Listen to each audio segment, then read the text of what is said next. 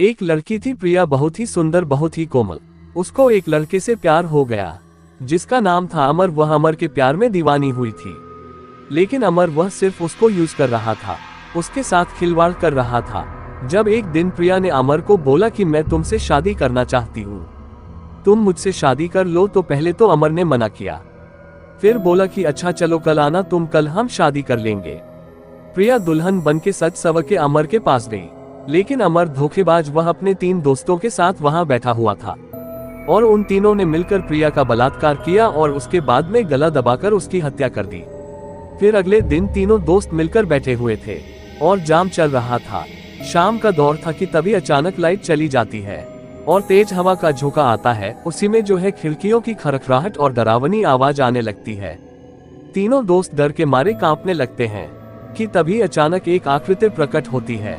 तीनों थर-थर कांपने लगते हैं। तीनों भागने की कोशिश करते हैं कि तभी एक का पैर पकड़ रस्सियों में जकड़ लेती है। दूसरा भागने की कोशिश करता है, उसको सीधे हाथों से उठाकर छत से नीचे फेंक देती है और उन लोगों को प्रिया नजर आने लगती है। प्रिया गुस्से से उन सब पे टूट पड़ती है। उसका आशिक अमर यह सब देख रहा था। डर के मारे उसकी सिटी पिटी गुल थी और वह हाथ जोड़कर माफी मांग रहा था, मुझे माफ कर दो, मुझे माफ कर दो। लेकिन प्रिया ने उसको माफ नहीं किया और कहा तुझे माफ कर दिया तो लोगों का प्यार पर से विश्वास उठ जाएगा।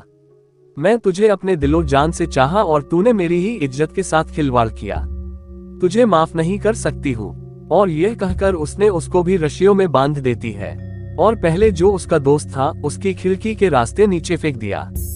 उसी से उसकी मृत्यु हो गई और दूसरा दोस्त जो था उसको उसने गला दबाकर उसको मार डाला। ये देखकर अमर की हालत बहुत खस्ता हो गई।